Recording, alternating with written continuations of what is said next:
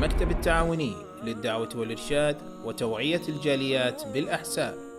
It's the greatest gift from Allah to be in the last prophet. ثم صلاة الله وسلام الله على الهادي رسول الله. The greatest gift from Allah to be in the last prophet. ثم صلاة الله وسلام الله على الهادي رسول الله. محمد صلی اللہ علیہ وسلم کی پیدائش۔ ہمارے نبی محمد صلی اللہ علیہ وسلم موسم بہار میں مکہ معظمہ میں پیدا ہوئے۔ دوشنبہ یعنی سوموار کا دن تھا، 9 ربیع الاول سن 1 عام الفیل مطابق 22 اپریل سن 571 عیسوی کی تاریخ تھی۔ صبح صادق کے بعد طلوع آفتاب سے پہلے کا وقت تھا۔ آپ صلی اللہ علیہ وسلم اپنے والدین کے اکلوتے بچے تھے۔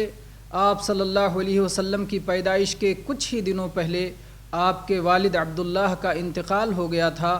دادا جن کا نام عبد المطلب تھا ابھی زندہ تھے۔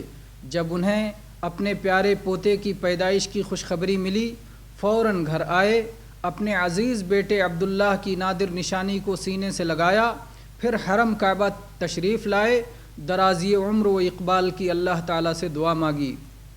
دادا عبد المطلب نے آپ صلی اللہ علیہ وسلم کا نام محمد رکھا اور آپ صلی اللہ علیہ وسلم کی والدہ آمنہ نے آپ کا نام احمد رکھا۔ قرآن مجید میں آپ صلی اللہ علیہ وسلم کے ان دونوں ناموں کا ذکر ہے۔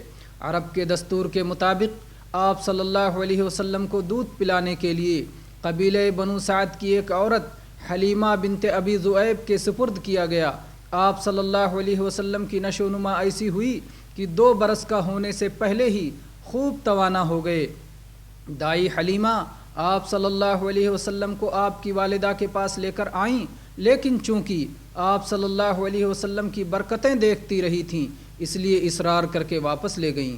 ایک دن کی بات ہے کہ آپ صلی اللہ علیہ وسلم 4 برس کے ہو گئے تھے، اپنے رضاعی بھائی کے ساتھ کھیل رہے تھے کہ 2 سفید پوش آدمی آئے اور آپ صلی اللہ علیہ وسلم کا سینہ چاک کیا، دل نکالا، زمزم سے دھویا، پھر اندر واپس رکھ کر نگاہوں سے اوجھل ہو گئے، مگر سینے پر کوئی نشان نہیں تھا۔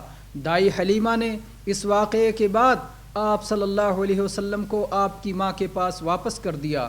اس واقعے کو شق صدر کا واقعہ کہا جاتا ہے۔ اس کے بعد انشاءاللہ ہمارا تیسرا سبق ہوگا شجر نسب۔